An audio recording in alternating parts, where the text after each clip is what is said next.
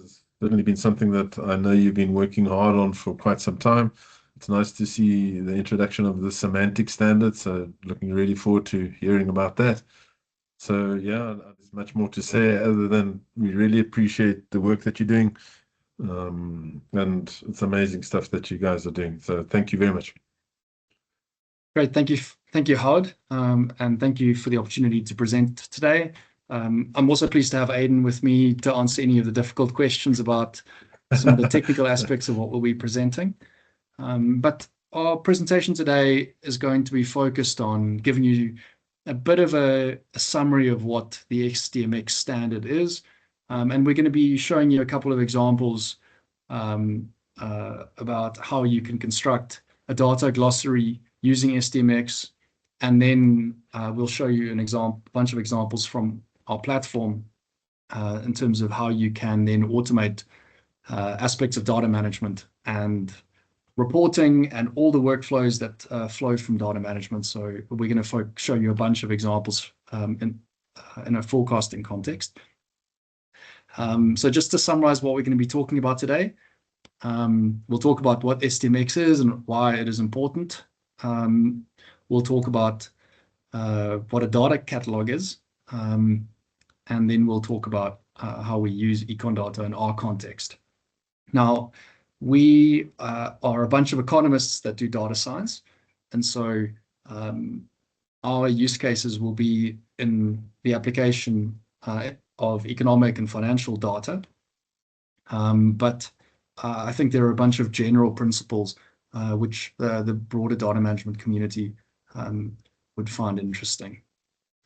So I'd like to talk a little bit about what SDMX is, for those of you that don't know, and why we think it is important.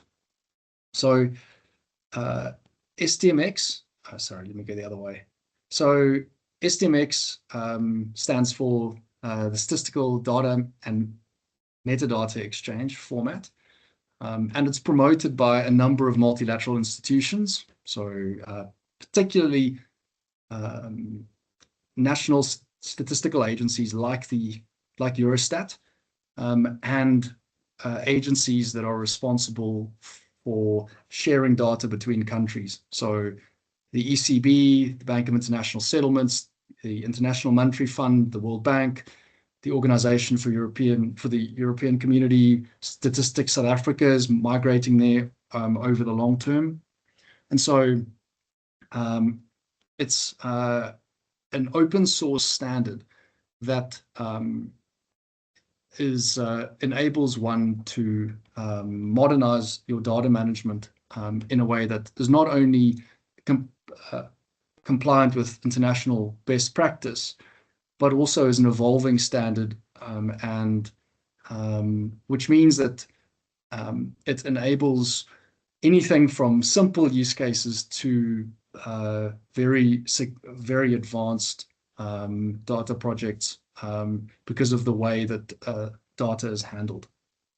Now, I've used the phrase semantic data modeling to emphasize the fact that it's not just about the way data is structured, that the SDMX standard is all about ensuring that the meaning of the data is captured alongside it. So, and that the context of the data can be well understood.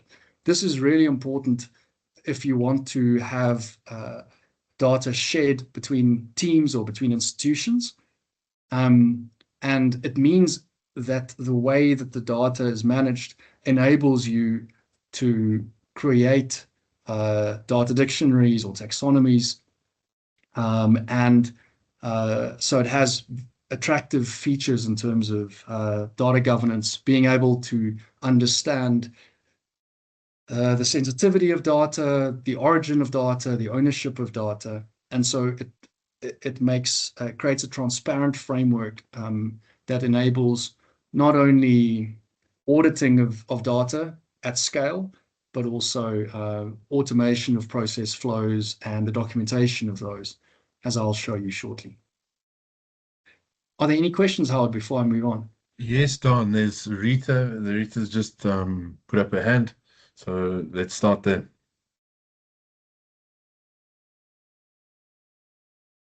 You're on mute.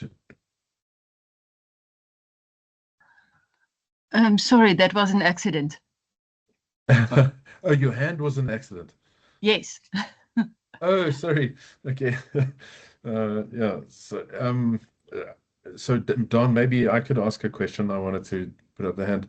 Um, can we apply this to, and you asked specifically about statistical data. What about just other data sets that have been captured, and we'd like to create a data product out of it, and they, I mean, is there a big difference between just a data set that was created by a business process or a data set that was created by a statistical process? I think SDMX, in my opinion, is particularly well suited to time series data. Right. So this is data that has Time. long histories. So cross-sectional data can be accommodated, but most of our use cases are in time series format. Now, so I'm not really qualified to speak about use cases where the data is predominantly in text format. I'm sure that SDMX can handle that as well, but it's particularly good when you've got data that is regularly produced and where you want to be able to track the lineages, the transformations that have been applied, and where you've got many different data sources for the underlying data. So I think it's particularly useful in a banking, finance, statistical agency context. But we have worked on a couple of small use cases where you've got other types of data, but it's usually where the data itself has both numeric time series data and then text associated with it. Okay, thank you.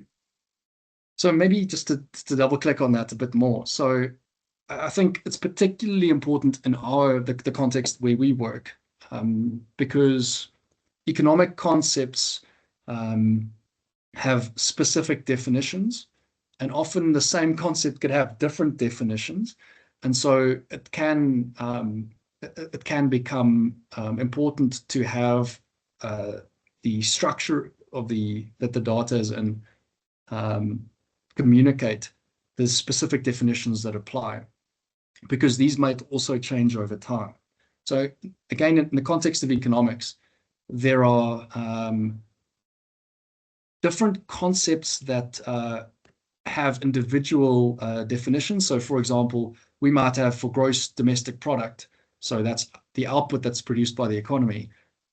We might have different definitions of GDP. So we might have GDP in current prices or constant prices. It might have different base years. And the definitions might be revised over time. So the agency that produces that series might change. So the source might change. The way that data is constructed might change. So it's important in that context to be able to track that and keep it, because we're interested particularly in understanding methodology and the implications of changes. But also there are relationships between concepts. So GDP will have relationships to other variables, and you want to be able to understand the relationship between the specific series that you're looking at and other series. And then you might be able to get the same concept from multiple sources. GDP, for example, is published by the Reserve Bank and Statistical Agency in South Africa, Stats South Africa. But there are many concepts that you can get from multiple, dozens and dozens of sources, and they might be slightly different for different reasons. And so you might want to be able to understand, it's important to understand the source and why the data that you're getting from one source might differ from another. Then in economics in particular, there are lots of different possible transformations of data for different contexts, for inclusion in different types of models, or to be able to have specific interpretability. And you want to know how the transformation was applied and what the transformation is. You might also have, if you're working in an institution, you might have certain internal only series or series that are proprietary and sensitive. And so you want to know, you might want to know who created the series or who owns it. And they may be different people or different institutions. And you might want to attach a security classification. And then another important consideration is the quality of the underlying data or the transformations that have been applied. And SDMX gives you lots of flexibility in the way that you record and track this. And then just lastly, in economics, lots of data will be revised. And so for official statistics, this is a particularly important consideration. And so you want to be able to track the vintages over time, not just how they are revised, but also methodologically, how they may have changed. The structure of the data itself could change. And so I'll show you some examples of how we track that with SDMX. Now, just a little bit more about the information model that underlies SDMX. Now, it's a single metadata-rich approach to data management. So it's designed particularly for use by statistical agencies and in contexts where data will need to be shared across large, diverse institutions. So on the one hand, it is supposed to be flexible enough to accommodate lots of different types of data and ways of managing data, but it also bakes in the ability to report on the structure of the data. So it makes it easy to construct summaries of data, so data glossaries and the like, and subsequently audit the processes that are involved in the creation of data sets. And because this is baked into the way that the SDMX information model works, it means that you can, in an individual team, in a bottom-up way, create things that can then be subsequently used by a larger group. I think it's useful to go a little bit deeper, or maybe just give you a couple of examples. So you can, for example, once you've defined the structure of the metadata, so the dimensions that describe the data set, you can attach all sorts of important information to the data. For example, you can define data provider, and there may be multiple data providers for a specific data concept. You can attach specific provision agreements. So if there's data sharing happening, you can create rules and attach documentation that enables you to track the conditions under which data can be used. And you can create categorizations of the data that enable it to be compared across different data sources. So it is meant to be something that creates a standard, whether that's in a team or an institution, and then bakes in a lot of the kinds of governance and process considerations that we care about in data management. I think Sorry, Daan, could I ask a question there? Yes, please. I see you've got or, so you've got data or metadata flow, or data or metadata. So are we saying within one SDMX, you're either going to be pulling some metadata structure, or let's say, for example, a data catalog, as an example. I'm assuming you could almost bring in a data catalog of time series. Is that what a SDMX could contain?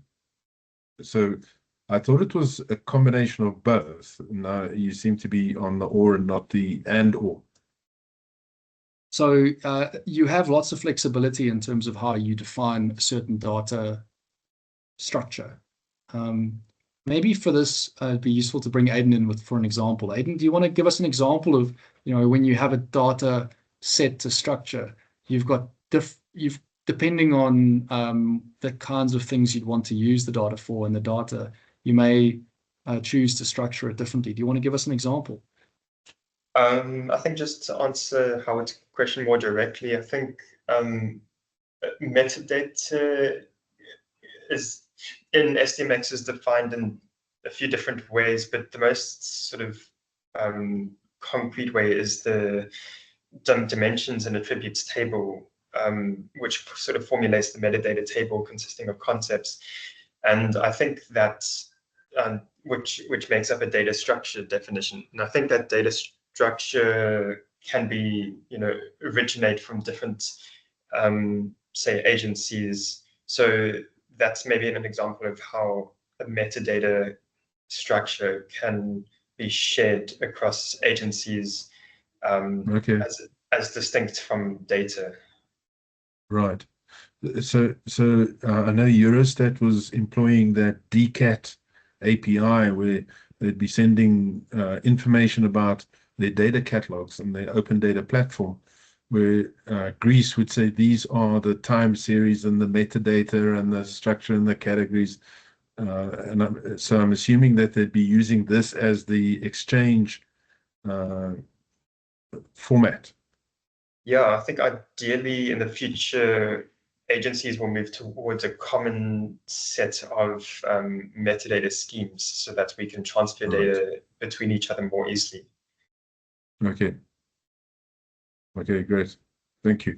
And then Don, just the last question is, in your previous slide, you actually showed how data concepts relate to each other. So how domestic activity relates to international trade. Is that via that category link that we're talking about there? So how would I see, I've got a time series on the domestic activity. Can I say it's related to this time series on international trade or asset prices? And is it through that category link? And so it's not just at a category link, but it could be almost like at a leaf element. Is that how you'd connect these series together? I think there are different options. So you've suggested one by, for example, grouping category schema, but you could, I'm going to show you an example a little bit later where you could use things like knowledge map, knowledge graphs, where you could have different views of the relationships between different clusters of economic concepts from different sources. So there's the nice thing about it is that it creates flexibility in the way that you want to represent the data, because there may be different types of reporting that you want to do at different levels. You might want a certain type of data glossary for the whole institution or a different one for the team, depending on the context and the kind of work they do. So I think hopefully that will become a bit clearer as I present. But I think it'd be useful to get Aidan's view on this as well, given he's the subject area specialist. So just to talk a little bit about the metadata more, I think I'll just very briefly mention that that SDMX enables you to make the data very interpretable and exchangeable by making it possible for you to attach to the data summaries of lots of different types of metadata that relate to it. So, for example, aspects of the way the data is structured, but also where the data comes from, and other tags that will be important for you in different contexts when the data gets used.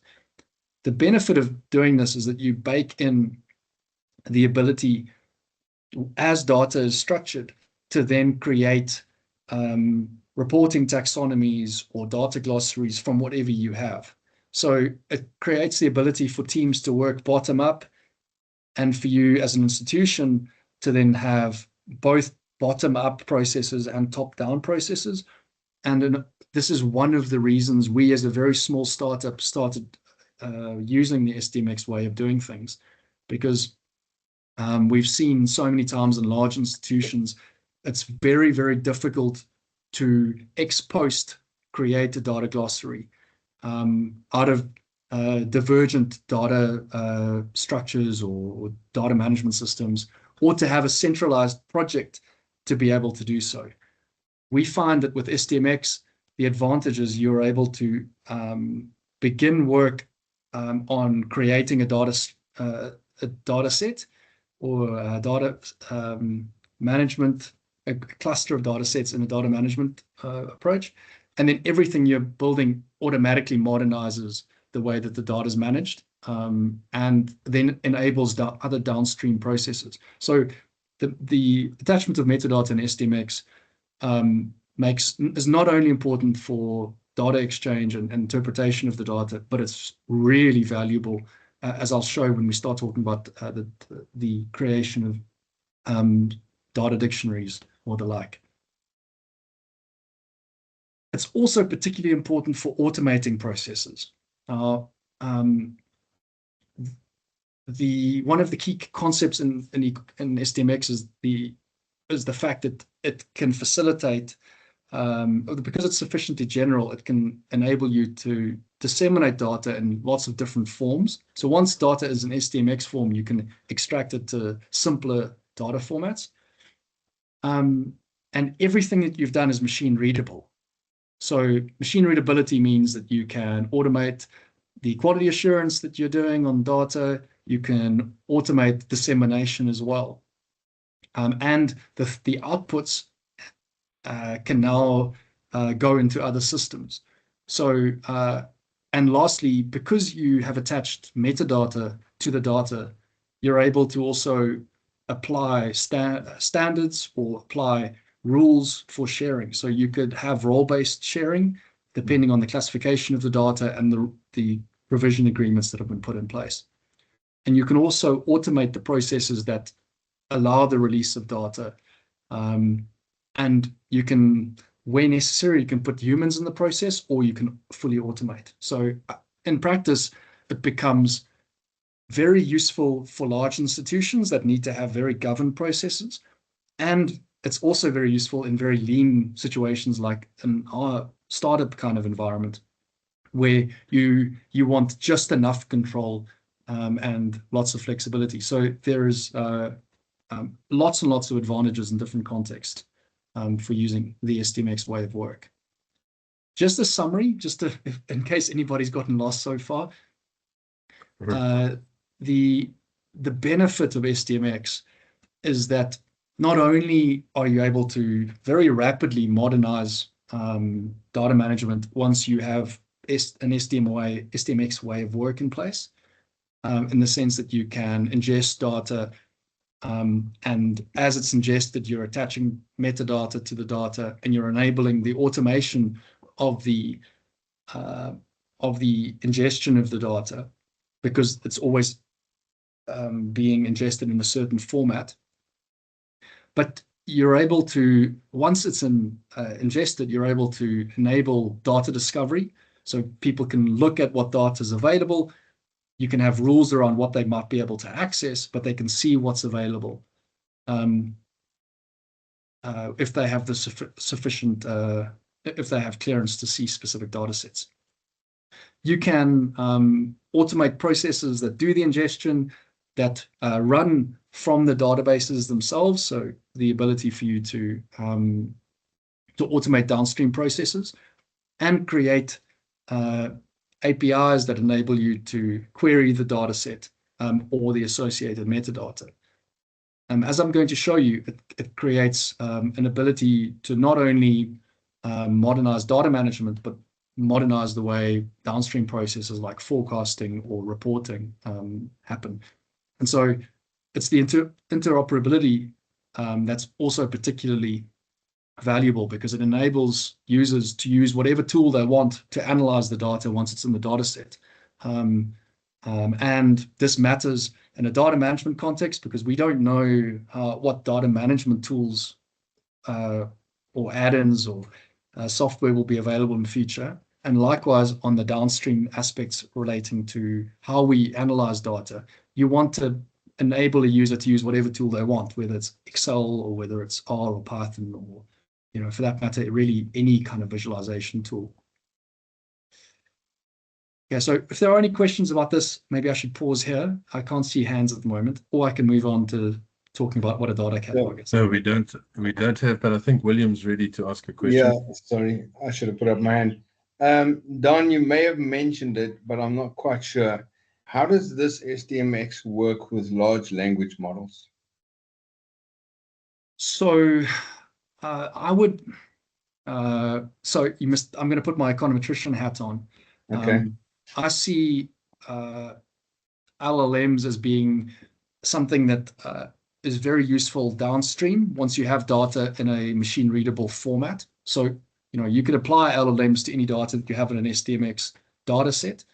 But, Aidan could come in on this and give some examples of how we use LLMs in the ingestion and the structuring of data. So maybe you should give an example, Aidan.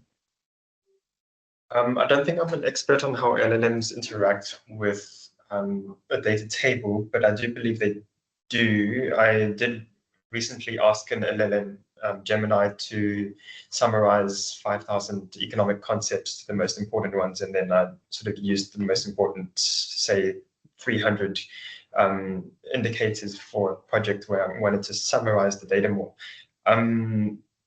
Yeah, I assume LLMs usually work with like textual data more than they do with databases.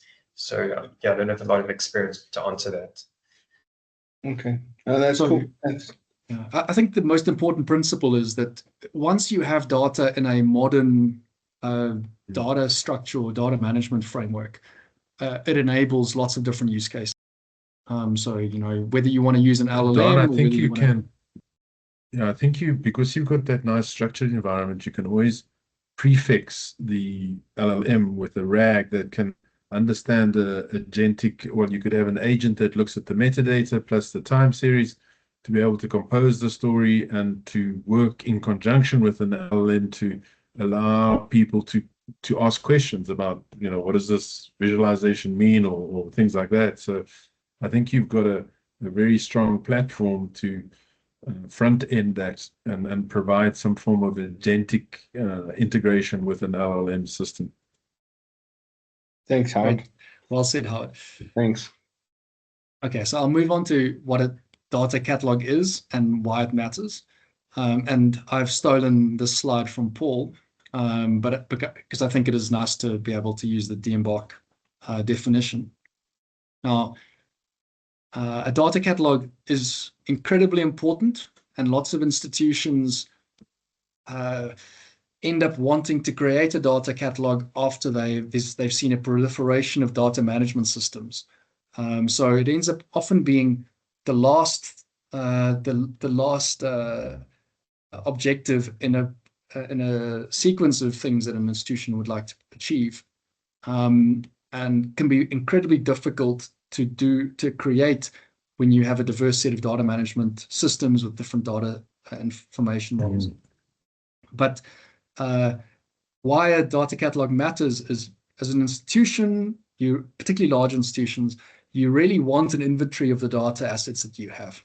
This is becoming, with all the talk of AI and data as an asset, it's particularly important to be able for an institution to understand what it has.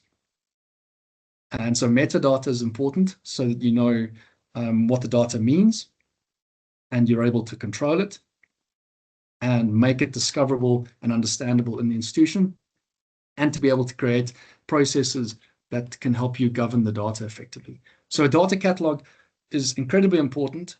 Many institutions don't have complete data catalogs. And in my experience, it is quite rare to have institutions that have a full data catalog.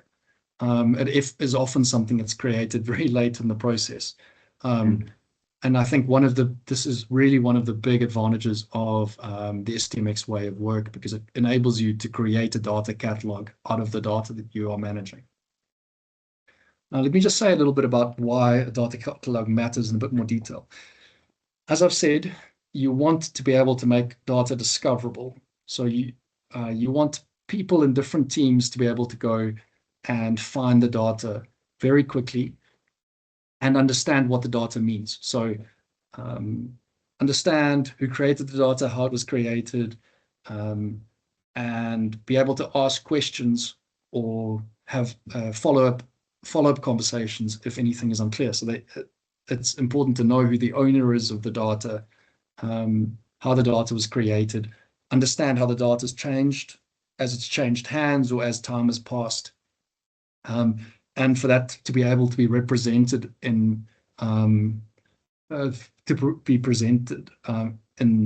way the data is managed. I think one of the key reasons it's so important is if we are to move to implementing AI initiatives in larger institutions, you need to have a sufficiently mature overall data management process so that you are able to leverage modern tools that enable you to access data. So you need the data, you need the overall maturity of the data that you're managing lifted. And so I think that's one reason why a data catalog plays an important role in that. But it also, in individual institutions, helps to break the silos between teams, because teams are able to share data. You're able to share data between institutions, get all the data that you want in model-ready format from different places. And so it makes sharing possible. It also can provides the opportunity for cost savings, because you can reduce redundancies. Often multiple teams store the same data, and so you can create efficiencies by centralizing where applicable and appropriate. And then for large institutions, you can also create a common data vocabulary around what specific data mean. And that is really important in using data correctly. But also long-term, if you want to begin to monetize data, you need to be able to describe the data that you have, understand what it means, and have it managed in a way that enables the creation of data products. And we'll show you, at least in our context, a couple of examples of that later. And maybe just one or two more points on this. The underlying principles of why a data catalog is important is you want to democratize data in your team, in your institution. It has all sorts of benefits in terms of creating transparency and accountability, and ensuring that the data that's used can be trusted. Trust is often a reason why data is not shared and why data is not surfaced. So by creating the undergirding conditions for data to be able to be evaluated, it can help tremendously internally. Then there's also, if you're a bank, if you're a regulated entity, there are regulations that bear on data that you need to be able to manage and demonstrate that you are compliant. So again, I think a data catalog is becoming more and more important to be able to do that. Measurement of data quality is becoming more and more relevant in large institutions as well. And again, I think I've touched on that as well. And there've been, as William was suggesting, if you want to be able to do sophisticated AI applications, this is again a kind of an important step towards such capability, and then being able to do sophisticated data management, the use of things like cloud infrastructure or data meshes and things. Data catalogs are important enablements to that as well. Are there any questions on this before I move on to? Yeah, there are two questions. Okay, William I'm first, number two. and then Go for it. Aidan. Yeah, I just wanted to expand on what Daan is saying about the data catalog. I think he's talking about the app that one can create as a front end. It's also available on the back end, but on the front end, we've categorized our data flows into like 100 data sets into categories and then category schemes. So you click on a broad category scheme, you click on a category, then you go to the individual data flow, then you see all the dimensions, and you can click on the metadata table and see all the metadata within that app. So there's a lot of hierarchies which organize the data. Yeah,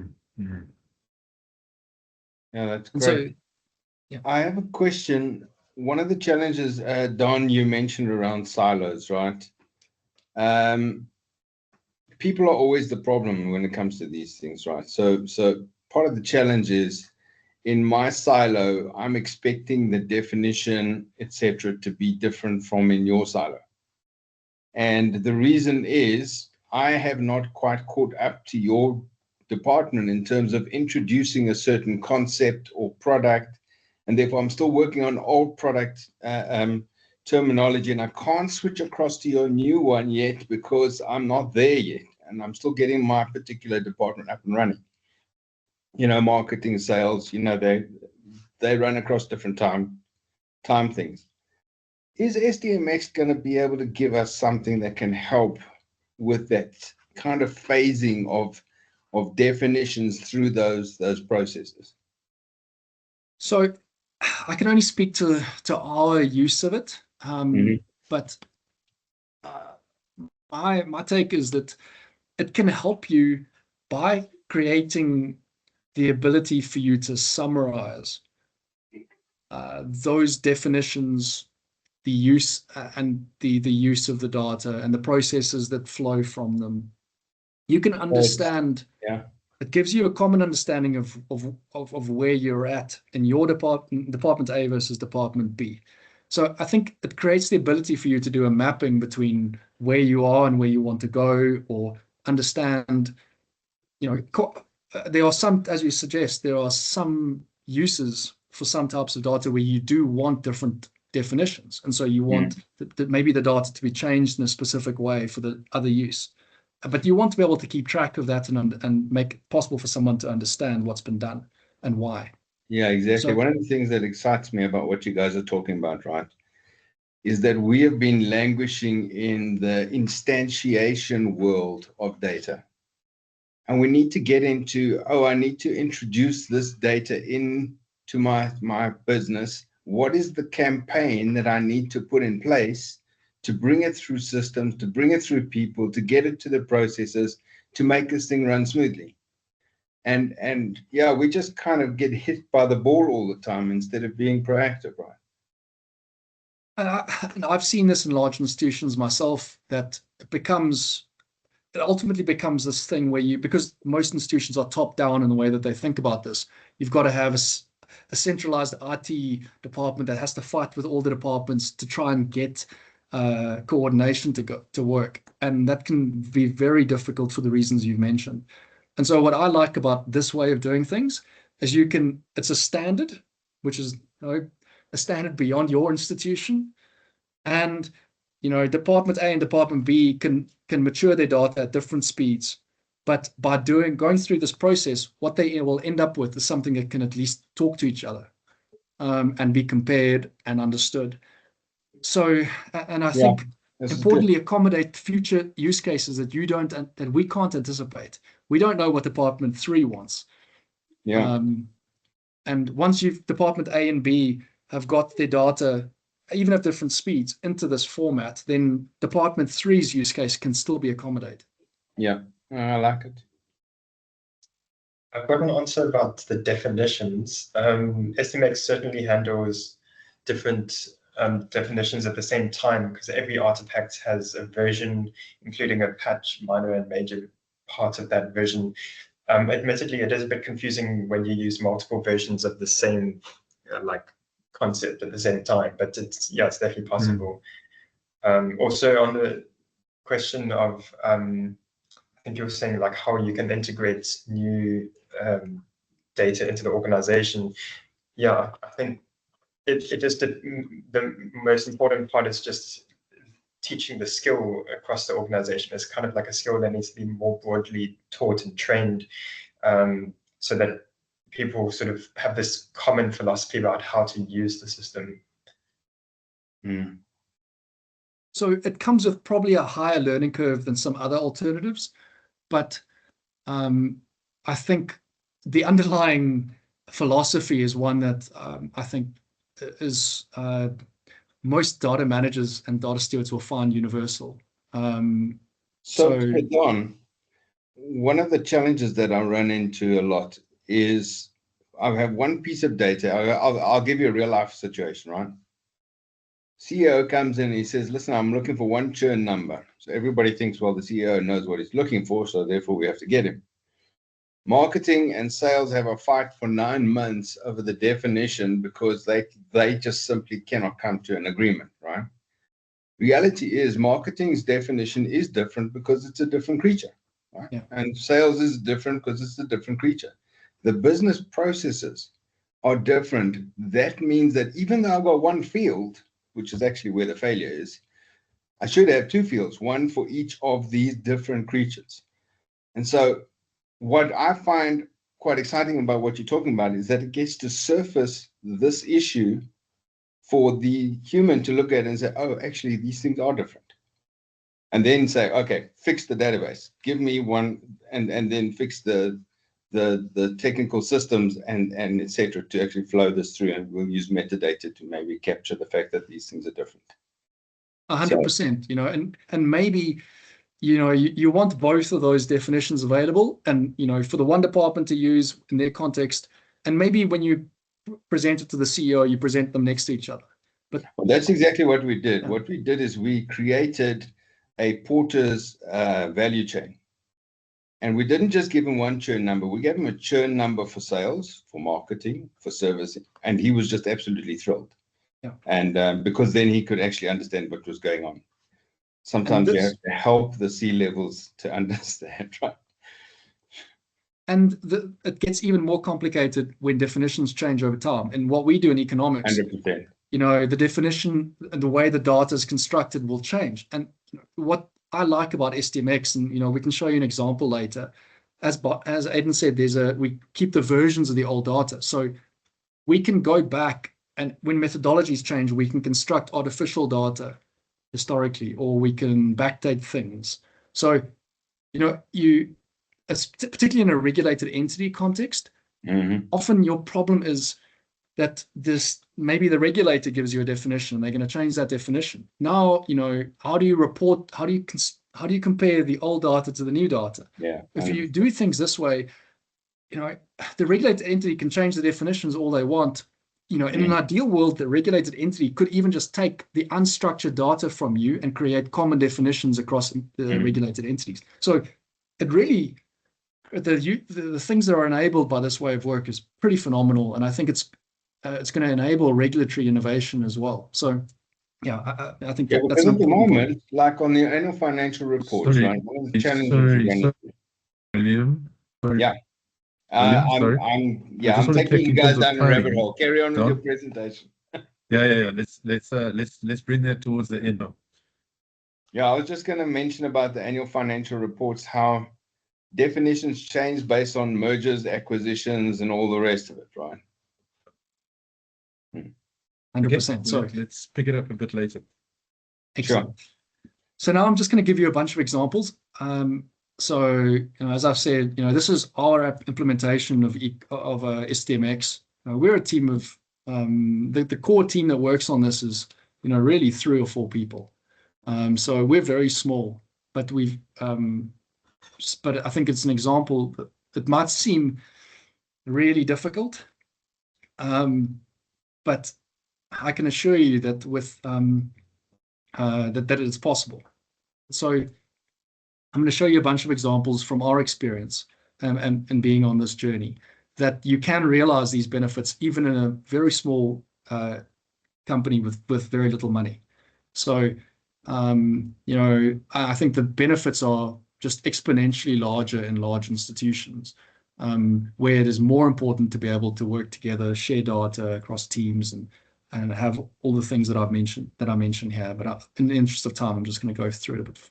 I'm going to give you some examples about automating workflows that use public domain data, because I think it's something, data integration is really important for any analyst and any large institution. Once you have put data into the SDMX form, you can make it discoverable. This is an example of our front end, but you can access all the data programmatically as well. So, and that's important because then you can make everything that's available for reading by machines. So here's just an example of our platform where you can filter for different concepts, and you can choose. In this case, you can see that you can attach all sorts of data, all sorts of other data to data. So you could, for example, apply seasonal adjustment and get any of the outputs from the seasonal adjustment process attached. You can look at the data visually, you can plot it, you can look at the metadata. This can be available to anyone from anywhere. So because, you know, you could create your own platform on your website, intranet, and make it possible for staff to centrally discover data from data sets. So it makes it possible for members of staff to leverage the data that is available from third-party sources or from internal sources, and by way of work, create glossaries. We have a Microsoft approved add-in and an API with and R and Python packages that enable programmatic access. And we have the video links in the slide pack that show you more about this. But I think the metadata is such an important element to the work that we do with SDMX. So Aidan in particular has been doing a lot of work to, as a public service, provide metadata that is associated with public domain data that's often not very well described by the data providers. And you can go and look at just how that's structured on our website if you want. I think I want to, for those of you that aren't from an economics background, I think it's nice to show a visual of what data vintages look like. This is National Treasury's debt to GDP projections. You can see in the black line the most recent set of projections, but you can see that they vary dramatically year to year because of revisions to GDP and to outcomes for the things that are projected. So you really want to be able, when you tell stories, to be able to look back at the data and see how the data has changed. And in economics, that's very important. You also want to be able to do quality assurance. Here, I'm just showing you a chart of the revisions in the data on a quarter basis, or in well, I think this is year on a year-on-year basis. So you can look back and say, and apply tests to ask, are these revisions larger than we expect? And you can use these in different contexts. You can do quality assurance of the data as well. Now, that was public domain data. You could also integrate third-party data and any proprietary internal data in the same way.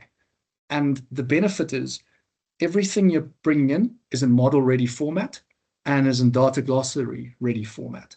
So you can now automate reports, whether those are data management reports, or whether those are forecast reports or summary dashboards. You can now use them in modeling software in R or Python to do forecasts, to apply LLMs to the data, and you can share the data, in Excel or programmatically, whatever tool you want. So, this way of doing things helps you modernize your data management and the way that you run downstream processes. Now, I'll give you an example in terms of how we do it when we do an implementation of EconData for a client. Here's an example of a web platform that allows the data steward to load data. In this case, it's a forecast example. So to load a forecast, attach a vintage to it, and then once it's loaded, it can be compared to previous vintages and it can be signed off. So you can have a fairly manual process of loading and validating data, or you could have, we do back-end validation as well. So it really makes it possible, depending on how automated you want processes or the level of maturity of data management in a particular team or institution, you can do it different ways. You could even do an SDMX, follow an SDMX data update process in a manual way. I think it's worth going into a little bit more detail about how you think about the relationships between data and a data management system. So here's a picture of our EconData registry and an attempt at a representation of a knowledge graph. So a knowledge graph is a semantic map that shows you the structure and relationship between different data sets. And importantly, it allows you to double click on the kinds of business terms that might be relevant and visually represent all the different data in the different places in the institution's data systems. Now, this helps with discovery of data. It helps with the documentation of the data, and is a prerequisite to be able to search and to be able to construct different types of glossaries from the data. Now, you can think about this in terms of not just how the actual data is related to other data. So not just the data series, not just GDP and CPI, but you can think about how the metadata are associated with each other. So, you could think of linking the data based on a specific customer ID and all the data that you have of that customer. You could think about it in terms of the relationship between data from a specific data provider. You could think about it, you could represent it as all the data that represent that specific concept. Or you could represent the calculations that you've done to construct alternative concepts. So if you've done an earlier example, churn calculations, you could represent the relationship in the context of the data management system. Now, this is, here's just an example of what it looks like. This is our implementation, but as I said, it's an open source technology, so different organizations can do it differently, but it enables you to, as I said, attach consumption or provision agreements to and define data structures in different ways and define the data flows. So what it means is you can, here's just examples from our system. By loading data, you are creating a data glossary if you have the right infrastructure in place. So you know what you have, you know where it's from. You can, for example, in this case, one specific data flow, you can look at some of the dimensions that are attached to the data. You can look at the attributes that are applicable, and these will differ depending on the schema that you've created for the specific data flow. And this generality means that you can apply it in financial data, you can apply it to economic data, you can apply it to other in other use case, in other contexts as well. So I think this is, Aidan, you're welcome to come in to add anything here, but this is an example that's available publicly on our website. And I think it shows very nicely the clickability of that SDMX enables. So you can go from the agency, in our case, this is EconData, and you can click down to first the cross-domain concepts. And, you could think of different groupings of the data. So here, for example, you could think of all the different concepts that are available in EconData. You can look at groupings of the data in different ways. So you could look at groupings by COICOB. So this is the set of definitions that are used for prices series that describe at a very granular detail the specific relationships and categories. And you can also look at it in terms of specific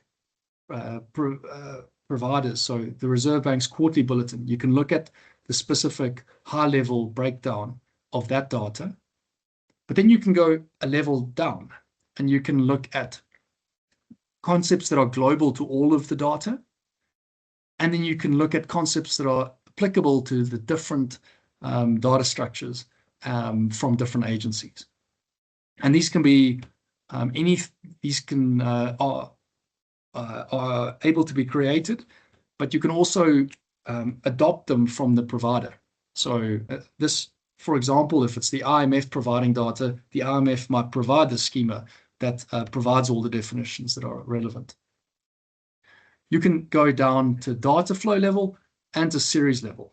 And so really there's a very granular, a very general way of just defining the data that's managed so that you can accommodate different types of data while having still a common standard across an institution or team or and enable interpretability when data is shared. So for example, for data flow, you can look at the frequency of data collection, frequency of dissemination, they might be different. You can think of the different dimensions of the data or the attributes. And then when you go to series level, you can get very specific. So you can think of the unit of measure, which might be, rand million, or might be, weight of the items. You can look at the time series transformation where the seasonal adjustment was applied and what that was. You could think of specific attributes.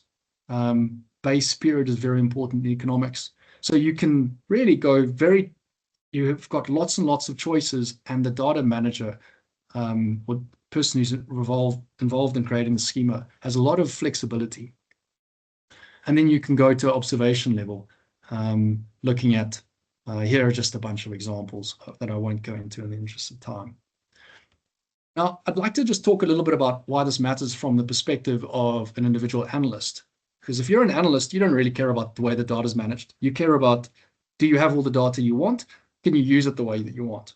Now, some analysts want to work in Excel, so you want to enable them to work as efficiently as possible, have all the data in the same format and in an understandable format, so they've got the definitions right there. Now, I'll show you what that looks like. But you also want, for people who can code, you want them to be able to use whatever tools they want, now and in the future, to be able to do so.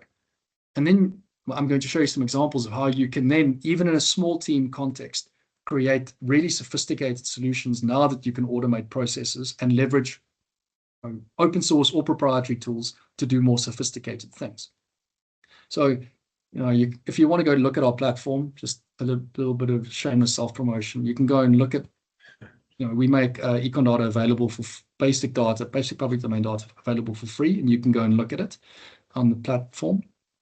But just a couple of examples of how we use it. So we use EconData to manage FX data to enable us to automate processes for forecasting using lots of different models.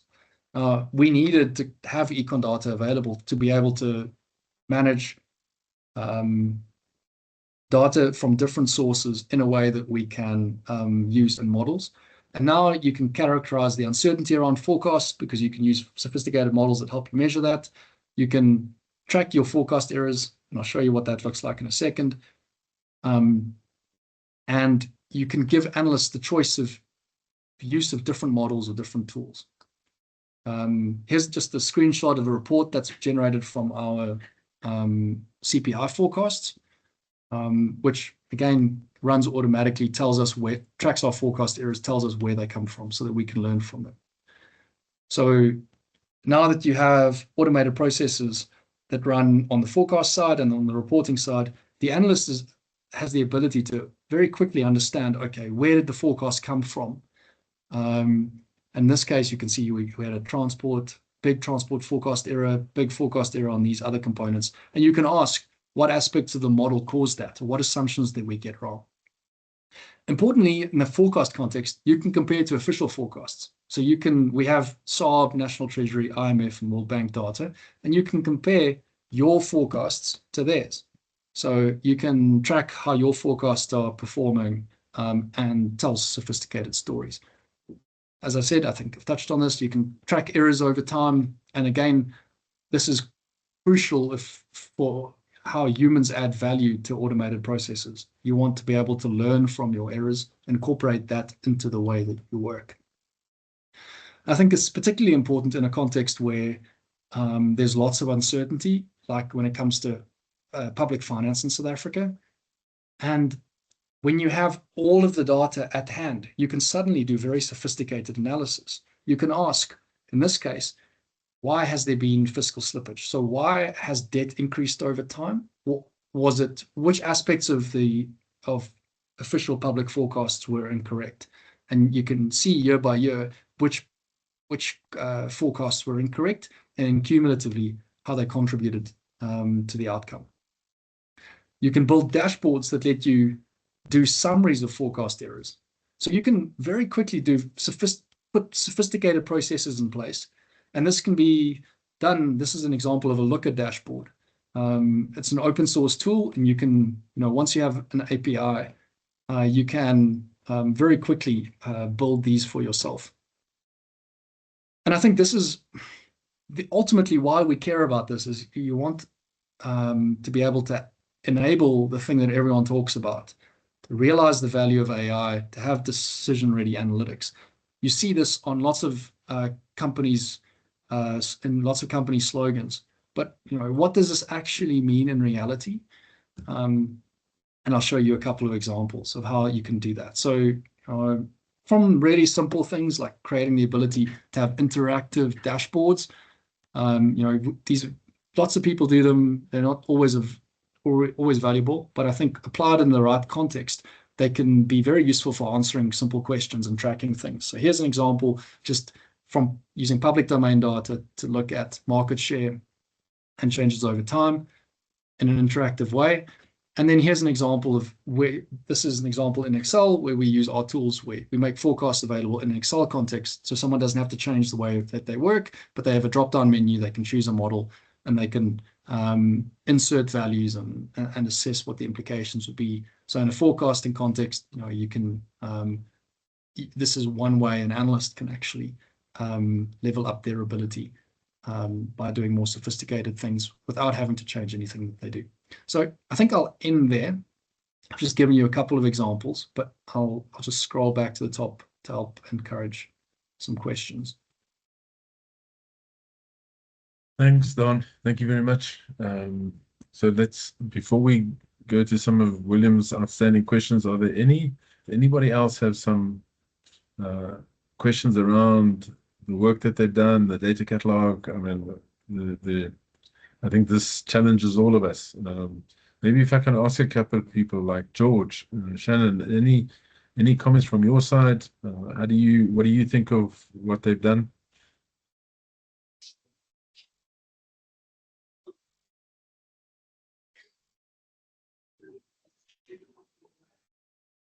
Right, George?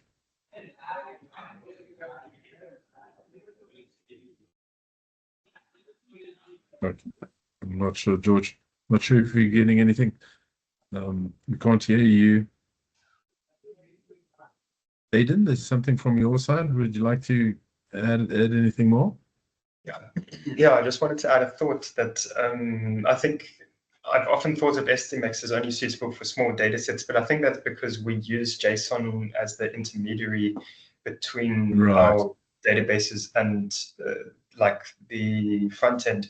But I've thought about it now, and I think it can act as a framework more agnostic to the data format.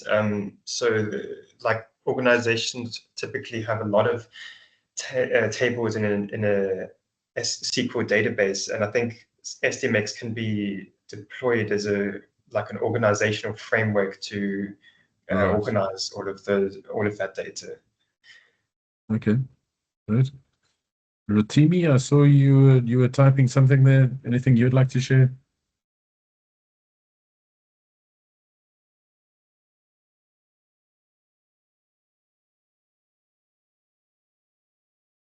Not sure.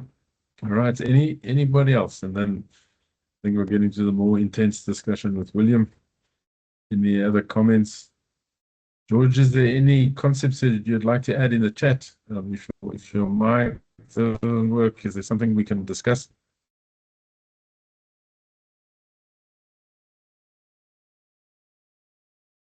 Okay. All right. William, I think it's back to you. No, I actually got my questions in, so I was fine with that. Okay. I would actually like to contact you guys and get actually a bit of a deeper dive understanding, because what I do see this as a huge value for is data migrations, right?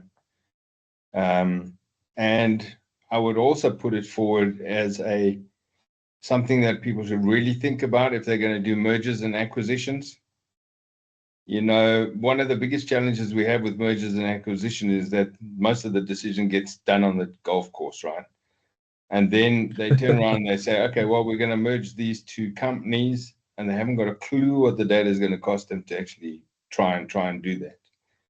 And when you start to have a little bit of a deeper dive in your due diligence, this is a tool that will make that due diligence a lot faster and easier.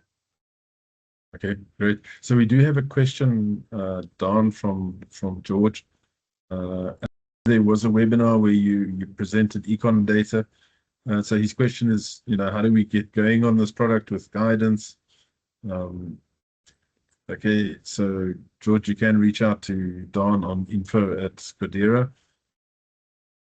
But yeah, I mean, it's amazing, the Excel add-in. I think there are quite a few videos. I remember loading it up and checking it out on your website, and then the API that you can, or the plugin into Excel.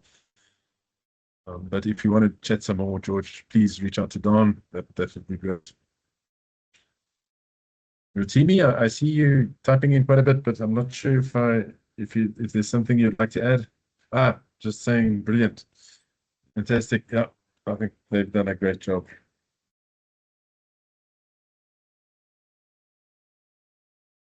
So Alrighty. maybe just a final Nice. plug. You're welcome. As I said, you can go and play on the platform for free and look at a bunch of public domain data. Yeah, Our platform is very much aimed at expert users at this stage, but we do have a web platform that lets you access data through Excel.